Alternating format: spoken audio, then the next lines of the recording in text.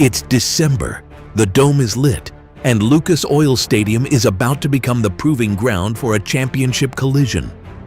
Indiana didn't build this season quietly. They built it with leather popping, roots snapping, and a defense that hunts every blade of turf. The Ohio State Buckeyes didn't rebuild. They reloaded with speed that scares clocks, edges that scream off the line, and a receiver room that turns leverage into legend. Kickoff isn't just a game, it's a statement. Communication louder, pursuit faster, decisions sharper. In a dome where every throw tracks clean, every stunt hits quicker, and every snap feels heavier. Tonight, we peel back the film, lean into the matchups, and set the stage for a Big Ten championship weekend that's impossible to ignore. This is Hoosier football's biggest hour, and the dome? It just made the chessboard smaller. It's number 1 Ohio State versus number 2 Indiana. Lock in Hoosier Nation. The Hoosier tailgate starts now. Raiola. And picked off!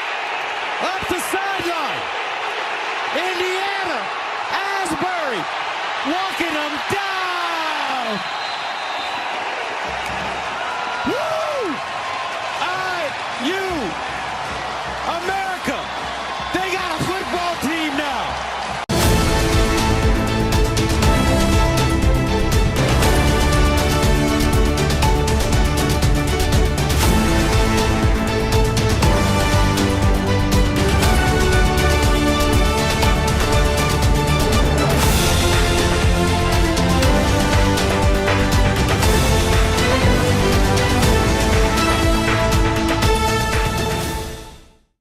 Championship week is here, and the Hoosiers are getting themselves prepared to take on the number 1 team in the country, the Ohio State Buckeyes, in the Big Ten Championship at Lucas Oil this Saturday. A busy, busy week. We got a jam-packed show here for you tonight. We're going to be joined a little bit later by Dylan Sinn from the Journal-Gazette to get his viewpoint on this ball game, as well as the Hoosier.com, Zach Browning, who will also give us his insights and thoughts as the Hoosiers get prepared for Saturday's showdown. And we'll take it to talk a little bit about recruiting as well, as the Hoosiers ink 22 on Wednesday to join the family in Bloomington. Hello again, everybody. I'm the coach, Shannon Griffith, and welcome to another edition of the Hoosier Tailgate here on thehoosier.com. We appreciate you being here with us this evening. If you could do me a favor, and if you could hit the like and subscribe button, greatly appreciate that. And then if you enjoy watching or listening, as that is, on Spotify or Apple Podcast, takes about not even a minute to go in there and give us a rating on the show, maybe add a comment or two. Greatly appreciate that as well. It does help us in the algorithms and such.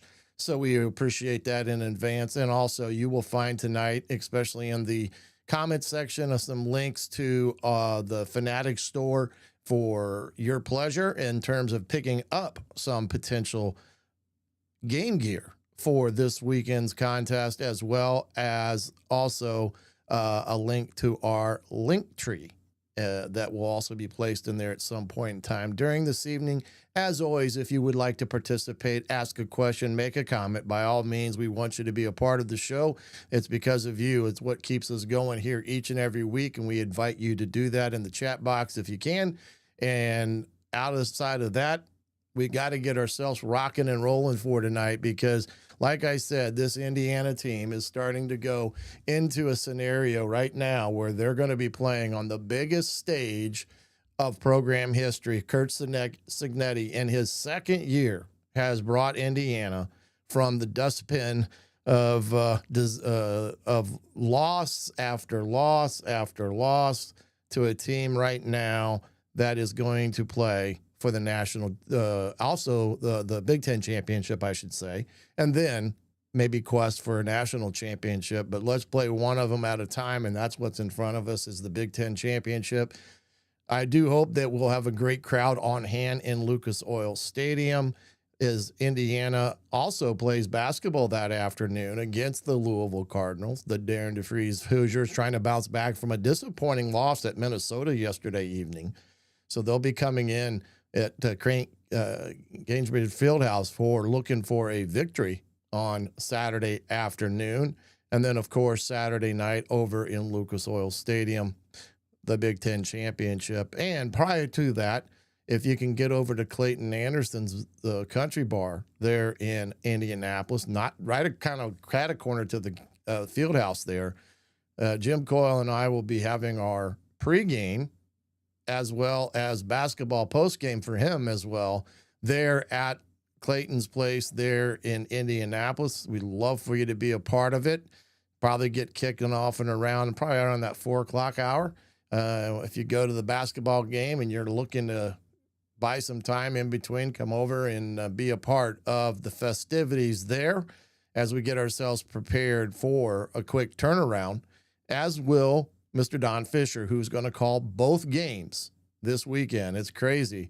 And in that respect to calling both these games. And yes, John, it's hard to get yourself listening to that idea that Indiana has changed in a matter of a couple of years under Kurt Cignetti to the point where they're going to go up against probably the most talented team within the Big Ten, if not the country, the Ohio State Buckeyes. You've got to call it what it is. They are a tremendous team from A to Z, and Indiana will be up, and that's just the way it is when you get to this level.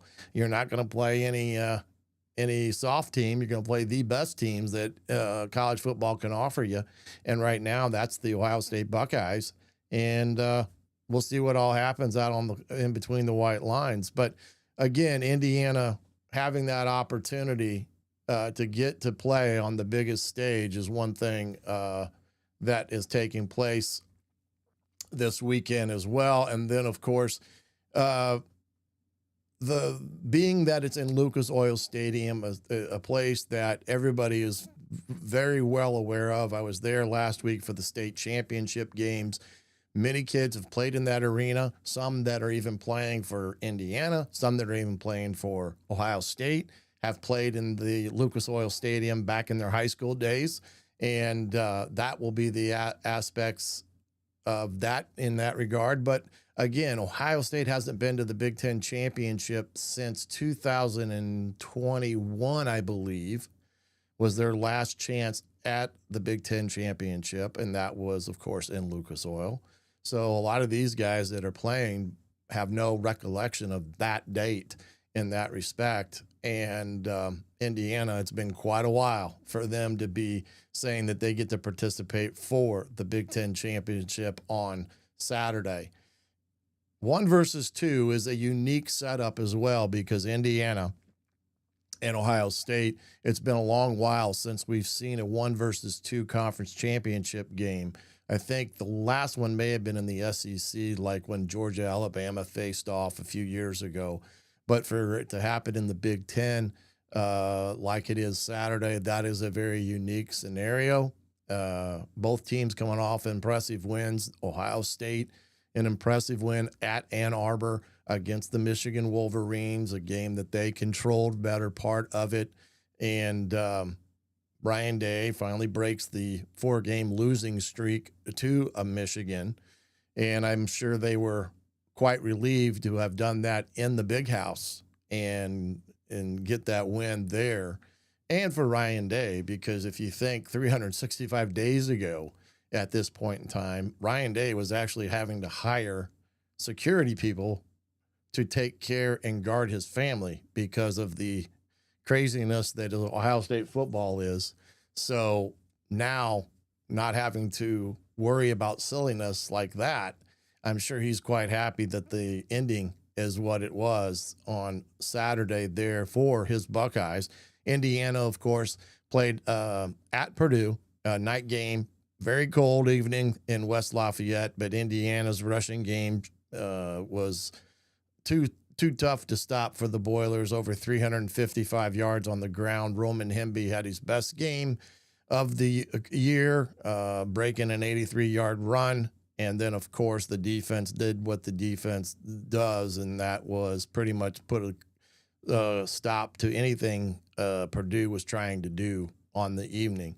The other thing tonight is we get going here as well.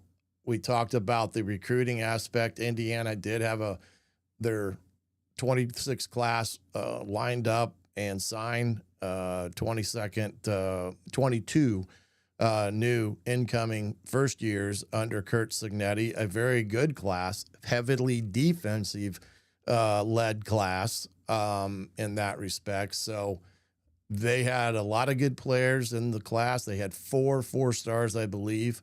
And although that was the very first day that you could sign the letter of intent, it still can go on up through the first of the year.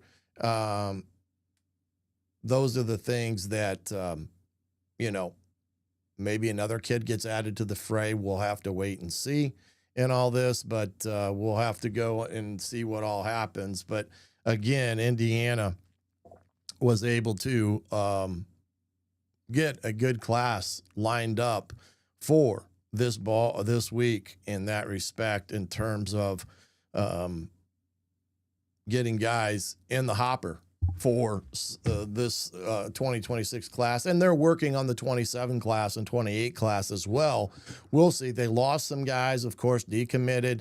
And I think they ended, I don't know where their ranking is, because those things are ever changing with the number of people that either come and go.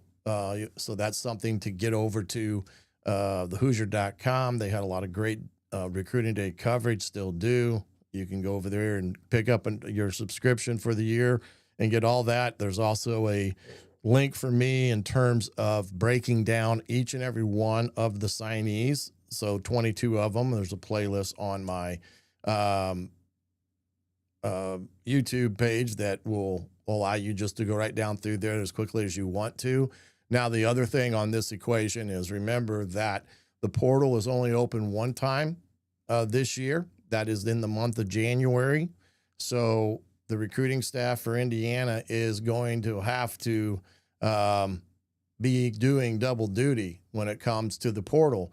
And when you think about it, Indiana has had great success with the portal, especially that spring portal.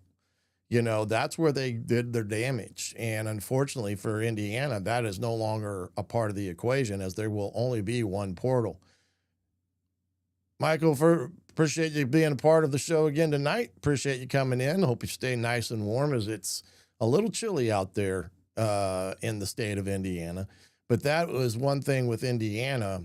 They were able to do quite well with the portal in that spring period, but only one time of being open. And there's going to be a lot of things that are going to happen between now and, let's say, the next recruiting cycle, because right now this whole thing is a mess. I mean, it's literally a mess on what has to be taken care of when it comes to recruiting, how it's changed now that you're into the rev share and NIL, and you've got everything is just kind of a mess, in the sense of an early signing period in today's world doesn't mean much. I mean, quite honestly, what most people should try to do, or I think the NCAA should try to do, as well as some other coaches that have voiced this same opinion, is the way to get things under control is to finish the season no later than January 2nd. So your national championship is crowned on the 2nd or 3rd. To do that, you got to move the season up by a couple weeks.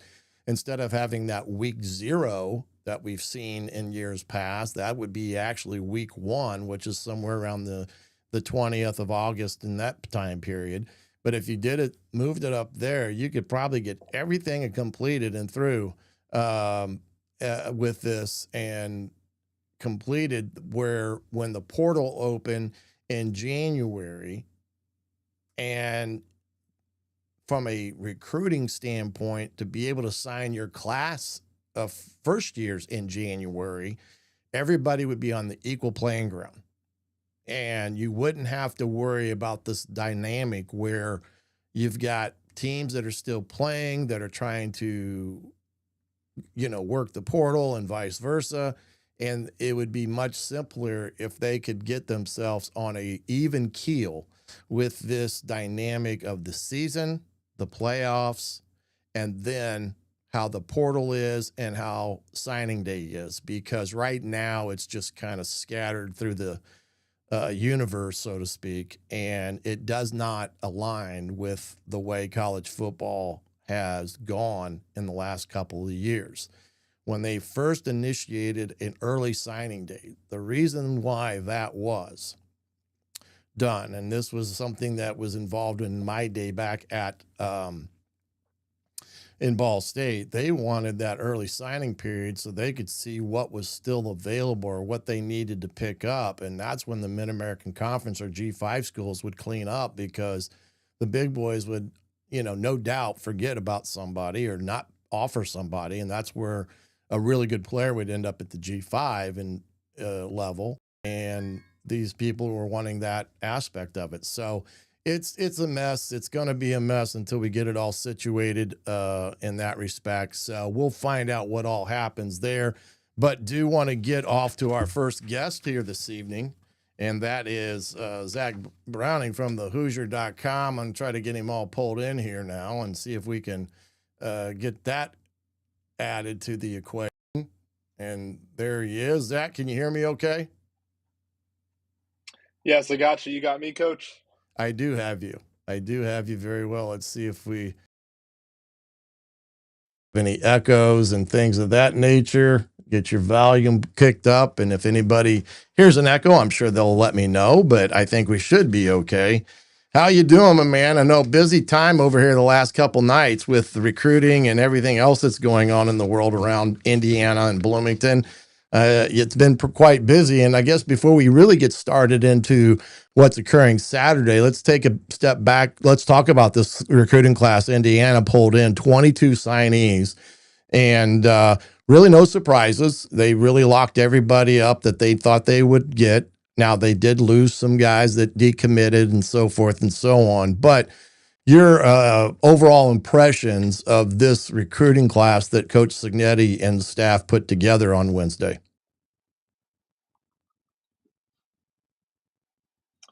Yeah, first off, I just wish all national signing days were this easy for everyone around the country. It was pretty cut and dry for Indiana. Everybody that was expected to sign did sign pretty much within the first 2-3 hours of signing day. So it was a pretty easy signing day for Indiana. But the biggest thing, and we've talked about it a lot, that jumps out to me about this class is the defensive emphasis. And I think that kind of aligns with what Kirk Signetti likes to do and how he wants to build his roster. He's already shown in the past couple of seasons that he has no issue building an offense through the transfer portal with guys like Elijah Surratt, with Omar Cooper, who was already here, but guys like, last year's receiving core with Miles Cross and Miles Price and Tyler Morris, who didn't play this year out of Michigan. And then obviously with the quarterbacks and at the running back spot too, Kirk Signetti has no issue building pretty much an entirely new offense around that offensive line via the transfer portal. Defensively, though, there's been a lot of holdovers from James Madison, a lot of holdovers from the old Indiana, like a guy like Isaiah Jones. So those guys have been brought up through the program by Bryant Haynes, by Buda Williams and Pat Coons and all the position coaches on the defense. So when you look at Indiana, when you look at those top 4 ranked recruits, the 4-star guys for Indiana, the Gabe Hill, the Henry Olinger, Cavante Hugan, Cameron McCaney, all 4 of those guys are defensive guys, with 3 of those guys being guys on the defensive line. So there's a clear emphasis to really build the foundation of the future of Indiana's defense this year in this 2026 class. Yeah, and that's understandable. They're going to probably take the biggest hit with graduation and such with that. And of course, trying to build that foundation up. Indiana did have 4 signees that were ranked a 4-star in this class. And, for me, I thought it was a solid class. I think the flip of Novak, the big offensive lineman out of Andran, who I saw play in the semi-state or the state finals last week, that was a huge get, in my opinion. And in some respects, kind of the in-state pick for me in terms of Indiana picking up. We've seen too many times those guys go outside of Indiana to play somewhere else that are really good. I believe it's Caden Curry, the kid that's at Ohio State that Indiana faced this weekend, is a Center Grove kid. And so these are the type of guys that Indiana has to continue to pound and recruit and keep them at home as much as humanly possible. It's not always going to be that easy, of course, and when we talk about that aspect of things. But Indiana, I thought, did a really good job in that respect from that standpoint. Let's talk about the game here coming up, Zach. I know that everything is geared towards that. You know, we both were at Purdue, and it was kind of one of those things where hurry up and win so we can get out of here. That would be the key point of this. But when you look at this game on Saturday, what impresses you the most about these Ohio State Buckeyes? Hey, just the utter dominance. It was kind of what Indiana did last year. Indiana blew everybody out. They didn't play really any close games. Ohio State has pretty much done that against every single team they played. They had that one score game to open the year against Texas, but that's week one, so you're not going to put a ton of stock into that at this point heading into the championship weekend. But it's just the sheer dominance of this team, and there's not really any weaknesses. That's really what stands out the most. You look offensively, the offensive line is good. Maybe that's the one area of vulnerability with their pass protection. It's been good, but not elite, as everything else is for the Buckeyes. Maybe running backs as well. Bo Jackson, the true freshman, has come on as of late and played really well, but maybe there's less talent than normal in the running back room for Ohio State. But then you've got a true freshman quarterback who is awesome. One of the best two quarterbacks in the country. We'll probably see the best two quarterbacks in the country on Saturday. The receiver room speaks for itself. It's one of the best receiver rooms I've ever seen, and I think most people have seen, with a collection of talent in there, with tight end Max Clare, the Purdue transfer, included in those elite pass catchers. Then defensively, it's an Ohio State defense. I mean, what are you going to say? There's 4 and 5 star guys, 2, 3 deep along the defensive line. You've got probably the number 1 pick in the NFL draft next year in Arvell Reese at linebacker. You've got Caleb Downs, who is arguably the best player in all of college football, regardless of position, in the secondary. There's no shortage of talent. There's no shortage of elite players, not even just in the first lineup, not even in the first 11, but 2 deep, 3 deep at some positions. But it's just the sheer dominance and the depth of this team. It's always going to wow you when you look at Ohio State. Yeah, very good defense. We'll dive into some statistics later as we get along in the show, but you're going to find that these two teams are as equally matched in terms of the black and white of it I've ever seen. It's kind of unbelievable when you sit down and look at this from the black and white statistics of a 12-game season to see where these guys are both identical in a lot of categories, which kind of took me back a little bit in that respect. When you look at this Ohio State defense, you talked about Caleb Downs.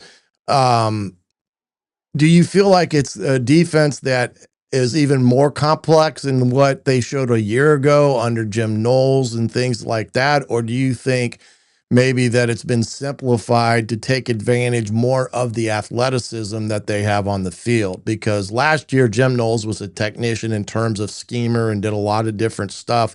It seems like maybe Patricia's added an element where he wants to get the kids playing fast, and to do that, you can't be over the complicated. How have you seen that with their defense?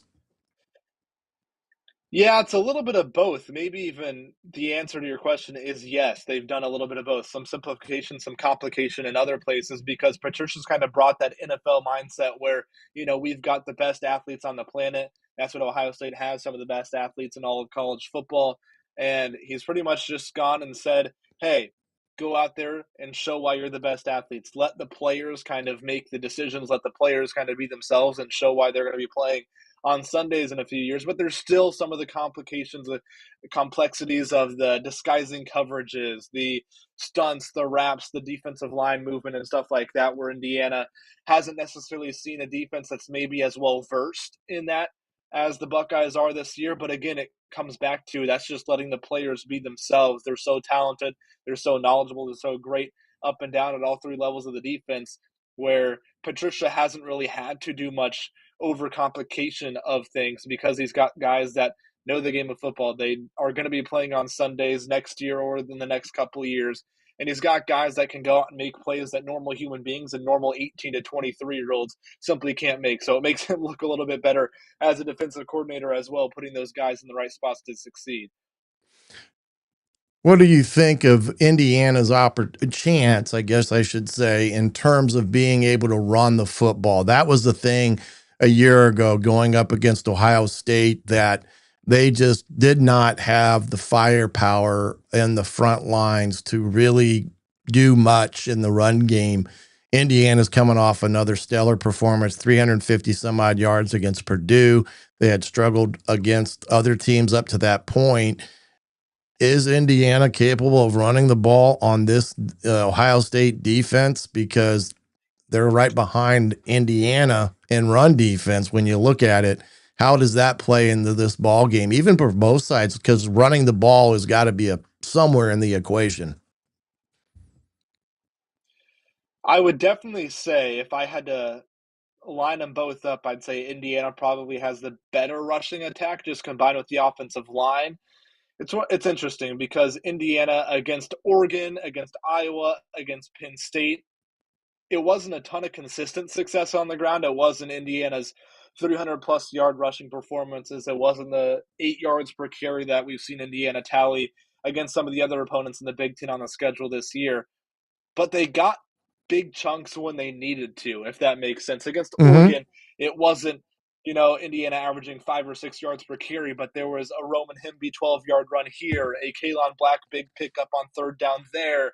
Iowa, maybe less of that. Indiana got stuffed on a couple of fourth and shorts on the ground game against Iowa. Penn State kind of similar. So we'll see what type of running game Indiana is able to have, because it doesn't have to be let's pound it down their throats and pick up 5 yards per carry every single time Roman Hemby or Kalon Black touches the ball. It's got to be a 3rd and 2, can you pick up 2 yards on the ground? It's got to be a 1st and 10, can you pick up 4 or 5 yards and stay ahead of the chains? It doesn't have to be every single time a running back touches it, they have success. But more often than not, Indiana's got to be able to pick up yards because they have to be able to open up that RPO game. And I think for Indiana, which is potentially an advantage they have over Ohio State in this game, is Indiana does have that factor of the QB run element that Ohio State just doesn't have. Julian's saying, to no fault of his own, he hasn't been put in those situations to really need to scramble or need to pick up yards with his legs because he hasn't been pressured this year, but he hasn't really done much with his legs this season, saying the true freshman. So with Indiana, with Fernando Mendoza, maybe there's an added element. Maybe he gets thrown into those option plays a little bit more, and maybe he's asked or told by Coach Signetti and Shanahan and Chandler Whitmer to maybe pull the ball and run with it, use his legs himself a little bit more frequently on Saturday, just to kind of give a different element to that Ohio State rush defense and that front seven. But I think Indiana, it doesn't have to be perfect, but it has to be good enough. Same goes with Ohio State. It doesn't have to be 4 or 5 yards per carry every single carry. You've just got to be able to run the ball when it matters most. Talking with Zach Browning here from the Hoosier.com. Indiana, Ohio State Saturday in Lucas Oil for the Big Ten Championship. Yeah, I do think what you had outlined there, Zach, is pretty much on point in terms of what in the game like this, when you're facing two talented defenses, you got to take what they give you, and whatever that is, you got to have a positive come out of it. When you look at this Indiana defense, what do you think they're going to have to do to this Julian Sayin in terms of what he's done? Here's a kid that's completed somewhere in the neighborhood of 78% of his passes on the year. He's got 2 big studs on the outside, Tate and Jeremiah Smith, both as, equally as good as the other when you really sit down and talk about it. Now they're going to face a team that's got a tight end threat into the equation, which is not something that Indiana has had to face this year to the extent that they will on Saturday. But what is this Indiana defense have to do to contain, disrupt this Ohio State defense? It's got to be havoc. You've got to create havoc. You've got to force Julian Sane into uncomfortable situations because he really hasn't this season. As good as he's been, as good as Ohio State has been, you can't really point to any specific adversity the Buckeyes and Sane have faced this year. Maybe going down early on the road in the big house against Michigan, but they really dominated that game for 3+ quarters. So there's not much adversity you can point to and say Julian Sane overcame that adversity. He didn't throw a pick six on the road against Oregon and then lead a 75-yard game-winning drive. He didn't do what Fernando Mendoza did against Iowa or against Penn State. So if you can make Sane uncomfortable and put a true freshman into a situation where he's not been so far throughout his collegiate career, then I think Indiana could potentially have some success. That's what we saw against Oregon. Dante Moore is as special of a quarterback as there is in college football. He is projected either next year or this year to be one of the first quarterbacks taken in the draft when his time comes. But they made him uncomfortable, and that was really the first time.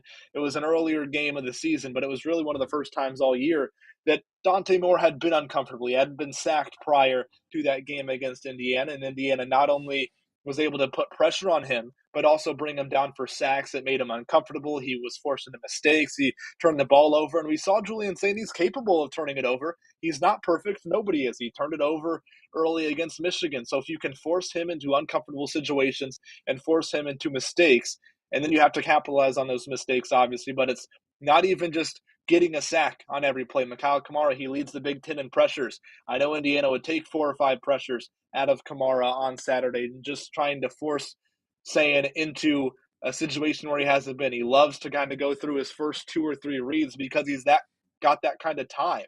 But if you can force him into get to his first read, and then by the time he's looking for a second read, then you're getting to him. That's maybe all you need if you're Indiana. And I think the secondary also kind of plays hand in hand with that. If you're D'Angelo Pons, if you're Jamari Sharp, if you're the safeties, if you can buy this pass rush, if you can buy the Landinos, the Tuckers, the Dailies, the Kamaras of the world, an extra half a second by guarding and staying tight with Jeremiah Smith and Carnell Tate for an extra half a second, and that allows a guy like Kamara to get home, that's pivotal in a game like this, in a game of inches that will come down to the wire, I expect. So you got to be able to find ways to make Julian Sane uncomfortable. Yeah, I think, the best team that probably played Ohio State, at least for a half, would have to be Penn State. They were down 17-14 at halftime at Ohio State. This was the week before Indiana played Penn State. And that crew was rejuvenated with the change and things that galvanized by Franklin's firing and Terry Smith's promotion and all that. But I guess that would, in my mind, have to be the best first half that anybody's played against this team, because they were only down 3 points. Now, second half was a different story, and Ohio State ends up pulling away. So you got to take, what the little wins that you can in that respect. Looking at this game, going into a dome environment, first time for Indiana, first time for Ohio State being in a dome, as a team. This team, the last time Ohio State was there was 21, and these guys, there's probably not any of these guys on this team that were familiar with it. We hear some of the things about a dome stadium. What's your feeling on this being even though it's a neutral site, but now you're in a dome environment, and how that all plays into this game when it comes to hydration, as it comes to 75,000 people kind of breathing on top of you and things of that nature? How do you think that plays into this game, the atmosphere of this ball game Saturday, even for both teams?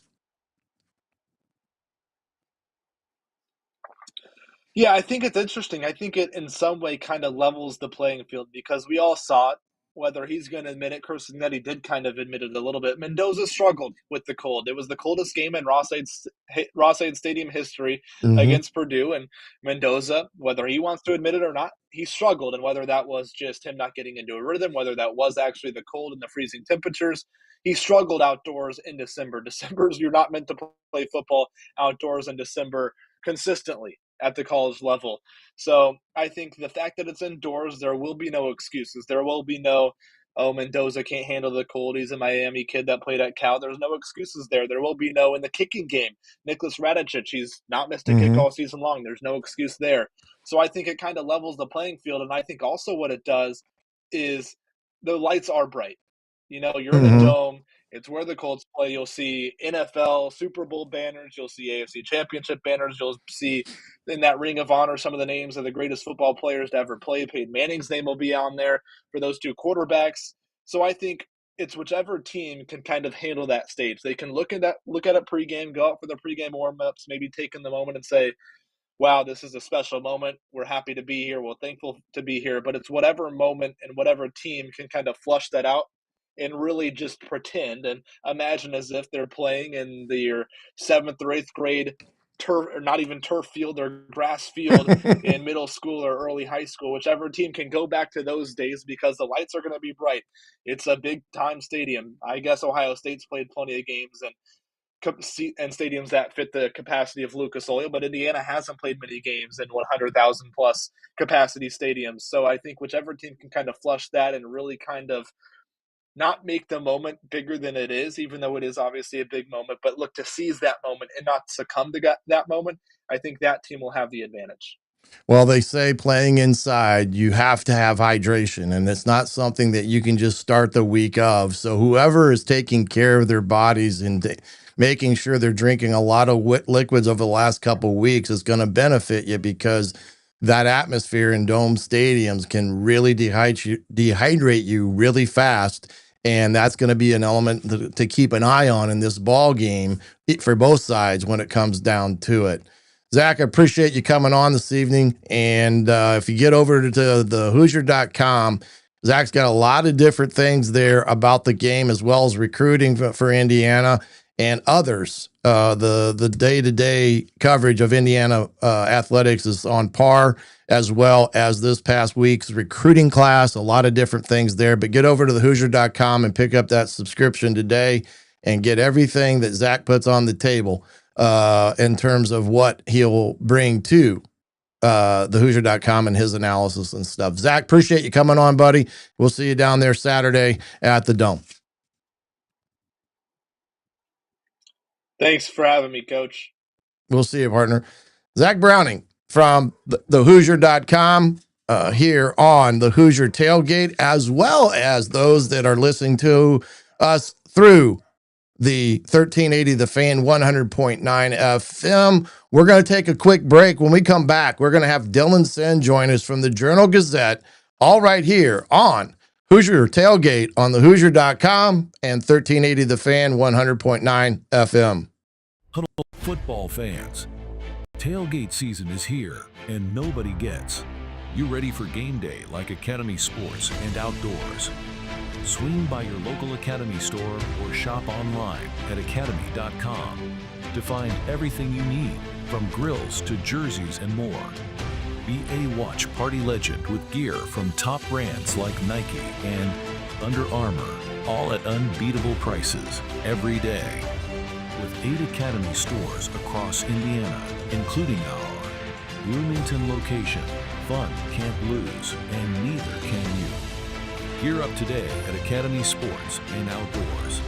If you haven't signed up for BetMGM yet, use bonus code ON3, and you will get up to a $1,500 first bet offer on your first wager with BetMGM.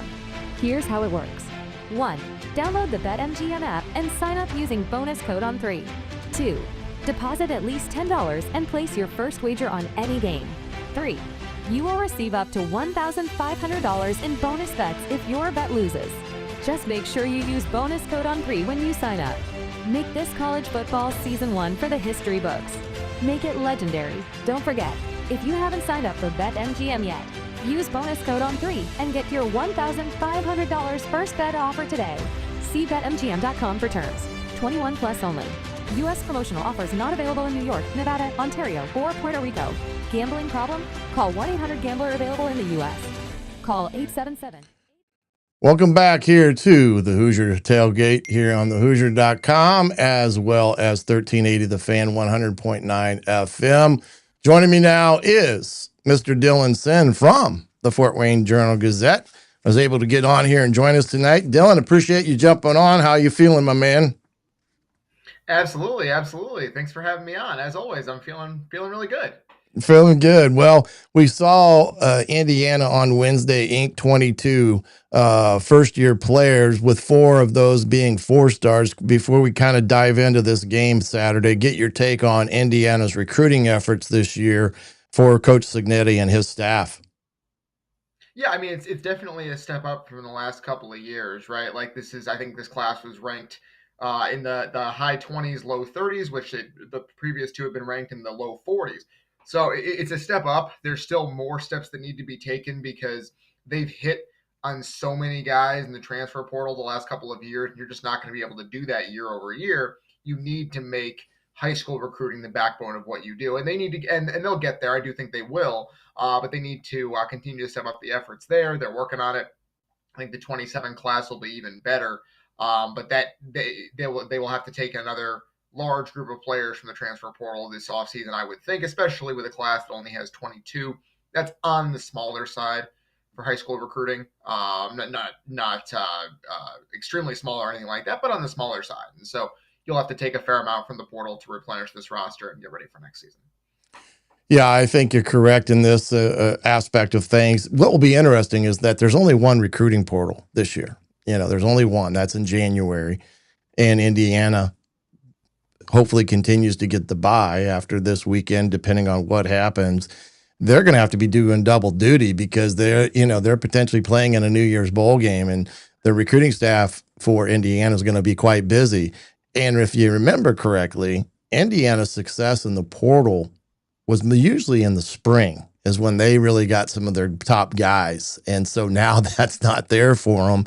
And so now they're going to have to, do it as all at once there in the month of January. But yeah, I look for them to have to take I think they'll take some defensive guys, of course, but some wide receivers are going to have to be a point of emphasis, as you're going to lose some guys there. And it's going to be interesting to see the running back room and all that, how it looks. But let's get into this game on Saturday there at Lucas Oil Stadium, Indiana, Ohio State. And I was talking earlier to Zach Browning from the Hoosier.com.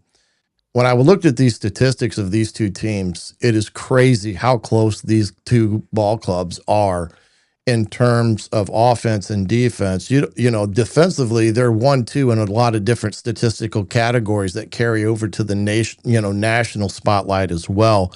But when you look at Ohio State, kind of what do you see them at? What's their core identity, do you think? I mean, is this a team that is the tradition Ryan Day offensive guru type of ball club that's kind of what his mantra is and has been? Kelly was there a year ago, or has it kind of shifted a little bit away from that and more to a defensive emphasis in their identity as a team?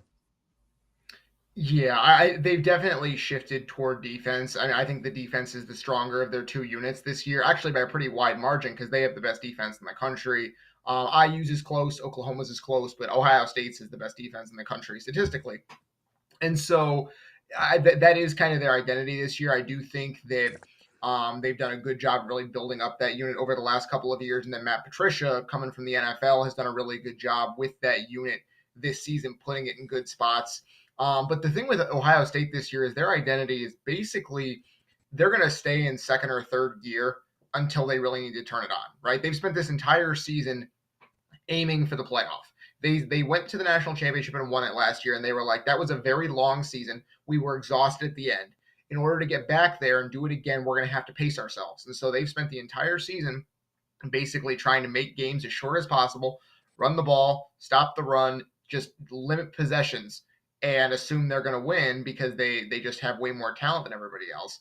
And they've done that this year. Their games have been very quick. There's not that many possessions, and we'll see what happens. And the thing is, they haven't played anyone with Indiana's ability yet. But I'm sure they will probably try to do the same thing again because they feel they have at least 3 more games here that they want to get through, and they want to feel good about going into that game. So their identity this year has really been that, where it's a supercar that doesn't get out of second gear. Yeah. And we'll see what happens when they have to get out of second gear, if Indiana can force them to do that, and what happens when they do.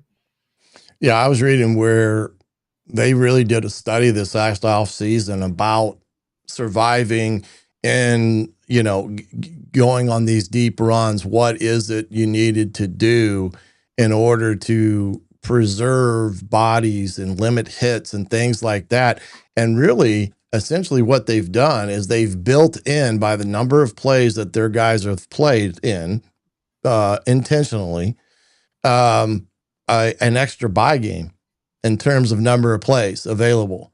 So when you look at it from that perspective, he's either going to be looked at as this smart and everybody's going to want to do what he did, or like you said, because they haven't been in the trenches of warfare, 4 quarters, need this or need that, is that going to hinder them in a game, whether it's this weekend or some other time, that aspect of it, because they haven't had to have that drive that Indiana's put up twice, once at Oregon and once at Penn State, and things of that nature.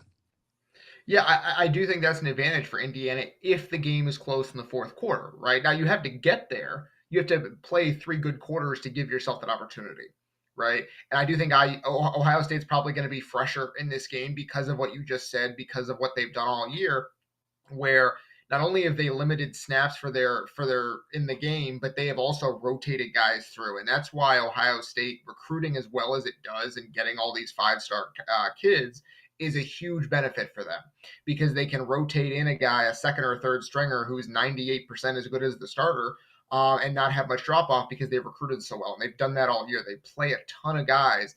And that's part of the reason they haven't blown teams out quite as much. They win a lot of games by between 21 and 28 points because they don't really care about style points. They have not cared about style points the entire year. And so we'll see. Can Indiana play 3 good quarters and get them into the fourth quarter where they're not as experienced in a close game? Maybe. But it's going to take 3 really good quarters from Indiana to make that advantage work. Yeah, I guess, what is it you think this Indiana offense has to do for them to win Saturday? What is it, if you looked at it, what do you think they're going to have to do to beat Ohio State? Yeah, I think it's going to be protect Fernando Mendoza, right? Like, that was where they fell apart last year against Ohio State, was they just were not able to protect Curtis Rourke. Now, part of that was it was on the road in Columbus. They couldn't hear the cadence very well. They had struggled putting in a silent count. That was a big part of it. The other part of it was that Drew Evans was hurt. It was a big loss along that offensive line. He probably will be back this week, it seems like. He dressed out and warmed up against Purdue. And then, obviously, part of it was Curtis Rourke. Was not very mobile last year because he was playing on a torn ACL. So you think maybe each of those 3 things will be a little bit different this year, and you feel a little bit better about the opportunity they have to protect Fernando Mendoza. But if he's sacked 4 or 5 times in this game, I'm going to find it really hard because you're going to be behind the chains. You're not going to convert 3rd and long against these guys. And so you're going to need to stay ahead of the chains, and that involves Mendoza staying upright, making good reads, making smart plays, and keeping IU in 3rd and 3, 3rd and 4, 3rd and manageable, where you can convert. Otherwise, it's going to be a really long day for this offense. Yeah, I do agree there too, Dylan. I appreciate you coming on. I know it's a little shorter than I'd like it, but 1380 decided to put us on, so I got to keep it in the boundaries of that hour show. So we got to do what the boss says to do. But appreciate you coming on. We'll see you down there Saturday at the Dome for Indiana, Ohio State. Have a great, safe travel down there. We'll catch you down there. Absolutely, Griff. Thanks for having me on, as always. All right, partner. Dylan Sinn from the Journal-Gazette joining us there from the Fort Wayne Journal-Gazette, I should say, here on the Hoosier Tailgate and 1380 The Fan 100.9 FM. Moving right along as we get into this tonight, wanted to first talk about some of these things here that I was talking about, stat comparisons. And when you start looking at this game, the black and white of it, you're going to see that these 2 teams are as equally as matched as teams that you can see in anything that you can point out with a lot of things with them. When you look at the Ohio State and Indiana offense, look at the close on this aspect. The difference, being that Indiana has a clear advantage in the rushing offense aspect. And then passing, look how close that is. Total offense. This was what was amazing to me was third down conversions. Both offenses are converting 57% of their third down conversions. That is nuts that you see two offenses in the same aspect of third down. A big difference here is fourth down conversions. We know Indiana has not been as good this year in this category, where Ohio State is almost near 70% in it. Something to watch on Saturday, especially if you start getting into games where Ohio State maybe starts thinking of going it on fourth down because of that, in that respect. Red zone scores. This is where you either get a touchdown or a field goal. Again, 92%, 90%. Both teams have had 61 opportunities to 62 opportunities. I couldn't make this up if I had to. I mean, that's is how close it is in this respect. And then when you look at the red zone touchdowns, Indiana has a little bit better spread there, 75% to 64%, but not by much in that respect. The biggest differential that I've seen, Indiana leads the nation in turnover margin at +8, where Ohio State, I believe, is only a +4. And this is where you get the points off of turnovers. 103 points off of turnovers for Indiana is astounding. And then when you look at the points off of turnovers for Ohio State, only 45, and that's quite low. But when you only come out as a +4 on all this, you can see why. And then time of possession, almost identical. 33-40 for Indiana, 33-54 for Ohio State. So two offenses, two really good quarterbacks, and almost stat for stat are identical in a lot of the categories.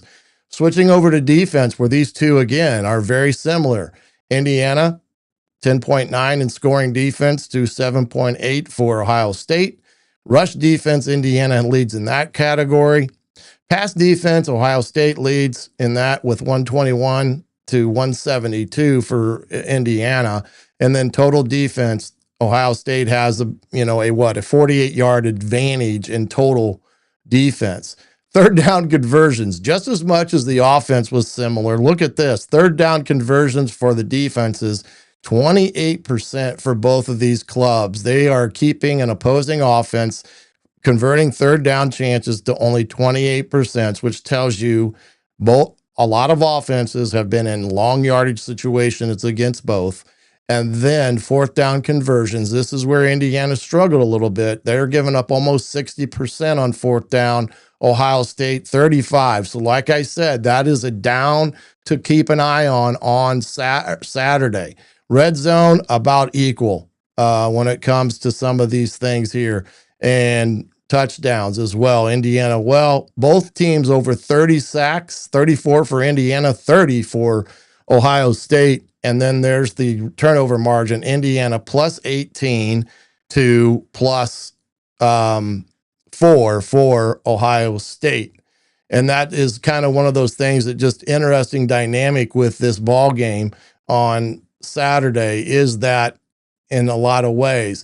If you need the list for the recruiting as far as who all signed, head over to On3. We got a full listing of the guys with their ratings now. Indiana, right about 31 in the country and 8th in the Big Ten with this class. But you can get all of that over there at thehoosier.com. A great class of young men that are coming in. And I do believe Indiana did a great job there in securing some great ball players. When you talk about objectives in tonight's ball game or this game on Saturday, and let me get to that thing because I'm screwing this up already. But Indiana and what they need to do on Saturday is going to be important for them to really understand that when they get a chance to put themselves in a position on Saturday to be in a better position as a team, they're really going to have to stay on schedule against Ohio State. It's going to be imperative for Indiana to stay on schedule and get themselves in a position where they're not fighting this Ohio State defense in that respect. Target, they got to get at least 3 big plays. Again, this is going to help in the run game and open up the pass game. Surratt, Cooper, E.J. Williams, all those guys have to be vitally important in the passing game and targets for them to go up and make big plays. And again, to do that, you got to have great protection. I look at it this way. If Indiana can run 175 yards, that's going to be a tall task on the ground, and 250 yards in the air. They're going to have a chance on Saturday to win. And if their efficiency in the red zone is around that 95%, getting points, it's also going to go a long way for them in terms of getting a victory against the Buckeyes. When you look at defense in that respect, you got to get this offense off schedule. Pressure them on first downs. We talked about that tonight. Even Dylan and Zach talked about how can you disrupt Julian Sayin, a young quarterback, and get him off schedule. Then when you get off the field on the money down situations for Indiana, that's another one that has to be there and quite good for Indiana. Try to get at least 2 takeaways. Do not give Tate and Smith any cheap plays down the field. They're good enough. Make them earn it. Make them earn their catches. And when they do catch it, put a body on them. Put a body on them so that they know coming downfield they're going to pay a price by catching the ball. And then the last one there is get pressure on Sayin. You cannot let this kid have time to sit back there and pick you apart, because he will do it. And he's that good of doing it. And then, of course, in special teams, you want to win the field position battle.